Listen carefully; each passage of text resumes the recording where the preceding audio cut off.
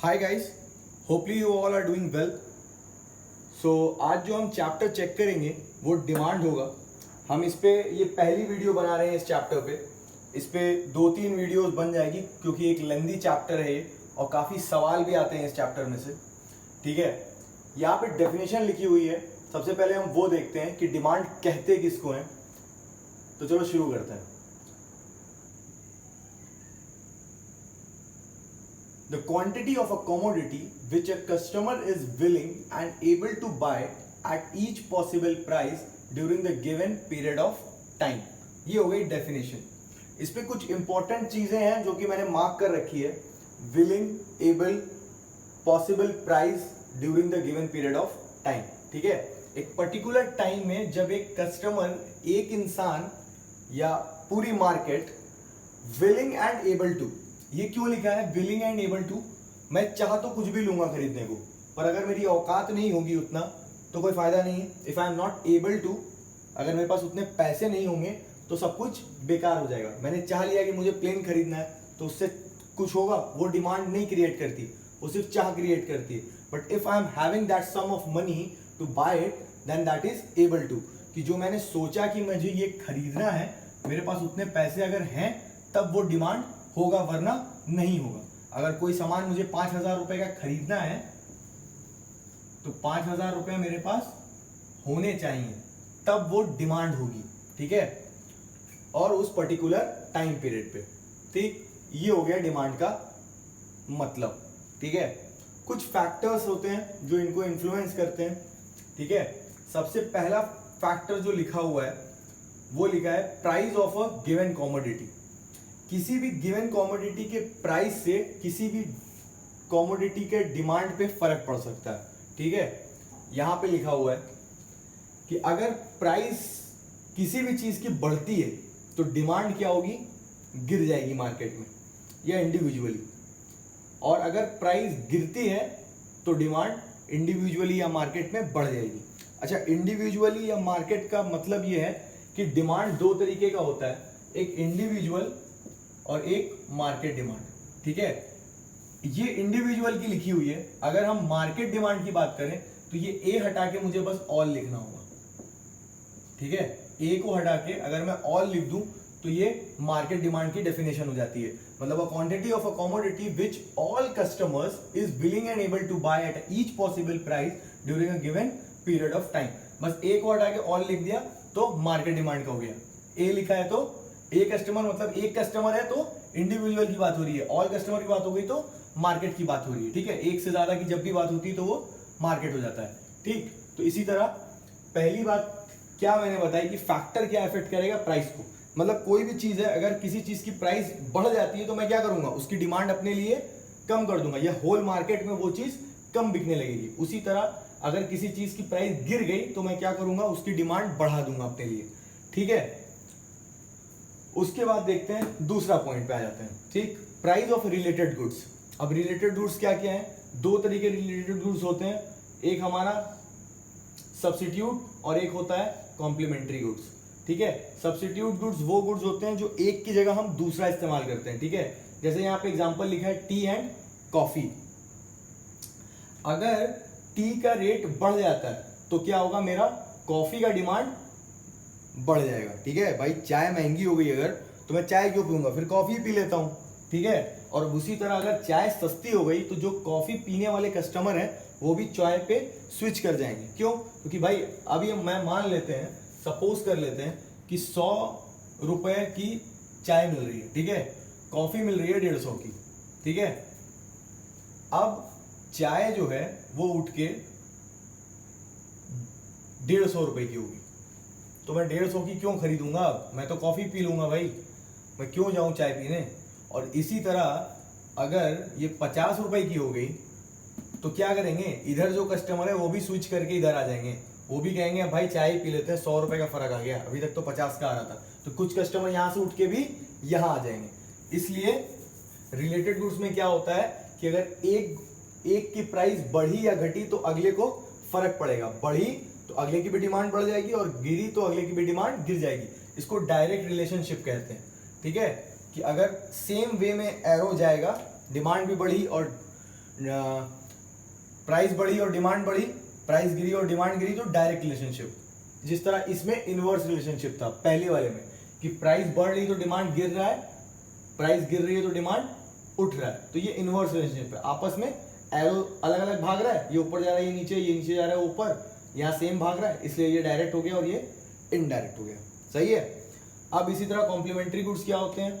Complementary goods का मतलब वो गुड्स जो एक के साथ एक चलते हैं। मतलब कार पेट्रोल, बिना पेट्रोल के कैसे कार चलेगी? नहीं चल सकती ना। तो कार अगर लिया तो पेट्रोल डालना ही पड़ेगा, ठीक, ये वाली बात होगी। मतलब ये पेन लिया तो इंक इसके अंदर डालना ही डालना है, मतलब इंक इसके साथ ही चलेगी। मतलब वो कहते हैं ना, वो कहा गया है कि अब हम अकेले नहीं चलते, दवा भी हमारे साथ चलती है। तो ये वही वाला फॉर्मूला है कि ये चलेगा तो ये भी चलेगा, ठीक। तो इसी तरह इसमें कैसे बनता है कि अगर प्राइस बढ़ेगी तो डिमांड क्या होगी? गिर जाएगी। बात को समझो, अगर कार की प्राइस बढ़ जाती है तो क्या होगा? पेट्रोल बिकना कम हो जाएगा, क्योंकि भाई हम कार ही कम खरीदेंगे। बात को समझो ना, अगर मैंने कहा कि कार का दाम बढ़ गया तो मैं कार खरीदूंगा ही कम, मतलब मार्केट में कार की डिमांड कम हो जाएगी। कार की डिमांड कम हो गई तो अपने आप पेट्रोल की डिमांड कम हो गई, कार है नहीं, तेल कहाँ डालेंगे, ठीक है। और उसी तरह अगर प्राइस कार की गिरी तो लोग ज्यादा खरीदेंगे मार्केट में कार, तो इसी तरह क्या होगा? डिमांड प्राइस की अपने आप रेस कर जाएगी। डिमांड जो है पेट्रोल के अपने आप रेस कर जाएगी। मतलब जितनी ज्यादा कार रहेगी उतना ज्यादा तेल बिकेगा, जितनी कम कार रहेगी उतना कम तेल बिकेगा। सिंपल सी बात है, ये इनवर्स रिलेशनशिप हो गया। तीसरे पे आ जाते हैं। तीसरा क्या कहता है? Income of a customer.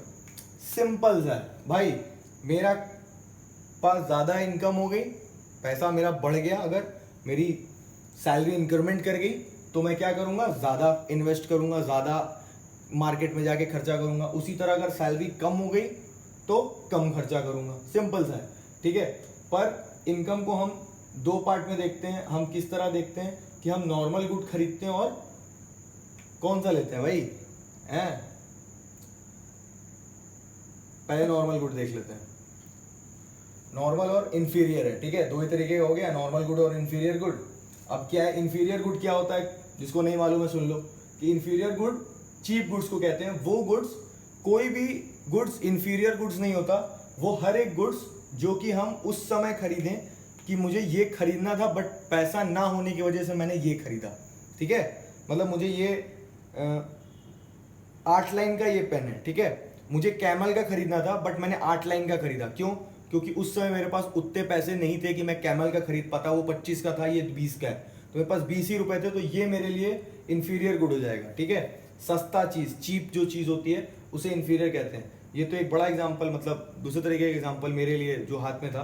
But normally जो बुक्स में और इस तरह आपको मिलेगा वो उस पर मिल जाता है कि अगर आप गेहूं नहीं ले पा रहे हैं तो आप बाजरे का आटा लेते हैं लोग, उसको चीप गुड मांगते हैं लोग। कुछ लोग मानते हैं, हो सकता है मैं शौक के लिए खा लूं तो वो मेरे लिए तब नहीं होगा वो चीप गुड। वो मेरे लिए, मैं टेस्ट और प्रेफरेंस की वजह से मैं लेके खा रहा हूँ, वो तब नहीं होगा। बट मैं आटा नहीं खरीद पाया, उस बिहाफ पे जब मैंने दूसरा चीज खरीदी तो बाजरे का आटा खरीदा, तो वो मेरे लिए इंफीरियर गुड होगा, ठीक है। तो इसमें क्या होगा? नॉर्मल गुड में नॉर्मल कंडीशन, ठीक है, नॉर्मल जितने भी गुड्स हो गए वो क्या होंगे? अगर प्राइस बढ़ती है तो डिमांड बढ़ जाएगी। अरे अगर मेरी इनकम बढ़ती है तो डिमांड बढ़ जाएगी। जैसा मैंने कहा भाई, पैसा ज़्यादा आ रहा है, खर्चा ज़्यादा करेंगे, अब ज़्यादा उड़ाएंगे पैसा। इधर पैसा कम आ रहा है तो कम खर्चा करेंगे। भाई अब नहीं आ रहा है, क्या करें भाई? कोरोना के पहले क्या था? पैसा आ रहा है नॉर्मल, ठीक है, तो खर्चा हो रहा है। कोरोना आ गया, पैसा कम आने लगा, हाथ बांध के चलने लगे, थोड़ा कम खर्चा कर रहे हैं, ठीक है। तुम लोग बताना, तुम लोग का क्या है? कोरोना के बाद क्या हालात है? मतलब और अच्छा हो गया और बुरा हो गया? कमेंट करना, ठीक है, नीचे कमेंट करके बता देना। मेरे तो हालात ऐसे चल रहे हैं, तुम्हारे कैसे चल रहे हैं, ठीक है। तो इंफीरियर गुड, अब इंफीरियर गुड के क्या हालात होते हैं? इंफीरियर गुड में थोड़ा अलग चलता है। अगर मेरी इनकम बढ़ती है तो मैं इंफीरियर गुड अब नहीं कर दूंगा ना भाई। अब मैं नॉर्मल गुड्स खरीद सकता हूँ ना, तो मैं नॉर्मल गुड खरीदूंगा। तो क्या होगा? इंफीरियर गुड की डिमांड उस जगह पे गिर जाएगी। और अगर मेरी इनकम गिरती है तो मैं क्या करूंगा? इंफीरियर गुड का प्राइस, इंफीरियर गुड की डिमांड बढ़ जाएगी। भाई मैं चीप गुड्स की तरफ भागूंगा ना, अब मैं ये नहीं ले पा रहा क्योंकि उतने पैसे नहीं है, तो मैं दूसरी चीज लूंगा ना, तो उस समय इसकी डिमांड बढ़ जाएगी। इसी तरह एक चीज आती है टेस्ट एंड प्रेफरेंस, ठीक है। टेस्ट और प्रेफरेंस का क्या है कि मार्केट में टेस्ट और प्रेफरेंस पे चीज़ें अगर मेरी टेस्ट और प्रेफरेंस की हैं तो मेरी डिमांड बढ़ जाएगी। कभी कभी पूरी मार्केट का टेस्ट और प्रेफरेंस चेंज हो जाता है तो उस समय उसकी डिमांड बढ़ जाती है। टेस्ट और प्रेफरेंस घट गया, गिर गया उस चीज़ से तो डिमांड गिर जाएगी। इसी तरह जाएगा, अगर टेस्ट और प्रेफरेंस उठा तो डिमांड उठेगी, टेस्ट और प्रेफरेंस गिरा तो डिमांड गिर जाएगी। ठीक है, अब पांचवा देख लेते हैं। पांचवा क्या कह रहा है?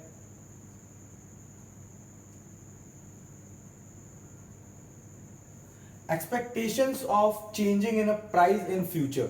ठीक है, हम ये सोच रहे हैं कि हो सकता है कि इन फ्यूचर प्राइस जो है बढ़ जाए।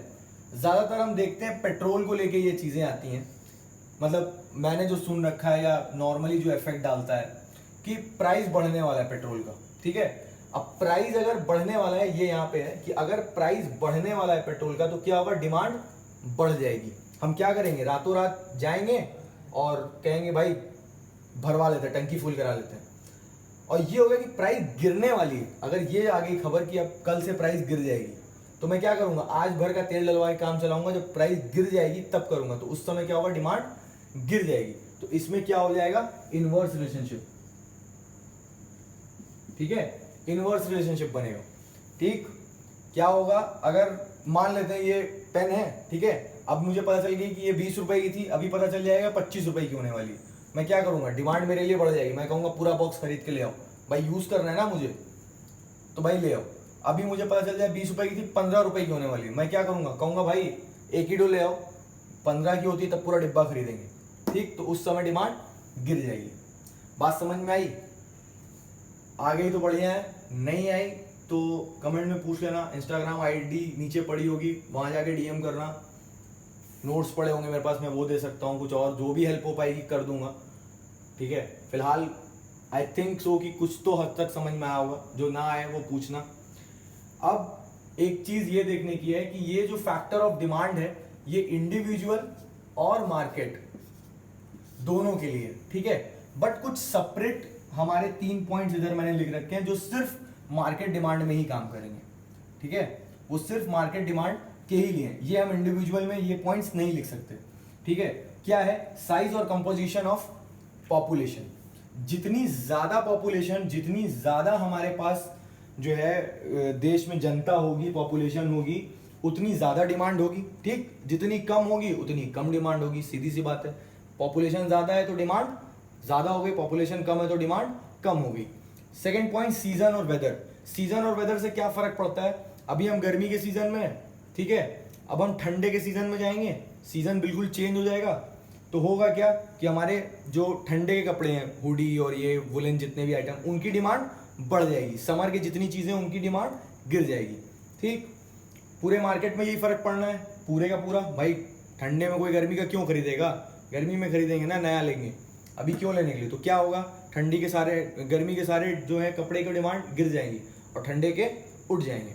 ठीक, तीसरा पॉइंट है distribution of income. Distribution of income दो तरीके की हो सकती है, इक्वल और अनइक्वल। ठीक है, हमारे देश में कैसी इनकम है, सब लोग कमेंट करके बताना, हमारे इंडिया में कैसे इनकम डिस्ट्रीब्यूशन किस तरह का है, इक्वल या अनइक्वल, वो बात तुम लोग बता देना मुझको। ठीक, फिलहाल हम देख लेते हैं कि डिस्ट्रीब्यूशन ऑफ इनकम क्या है।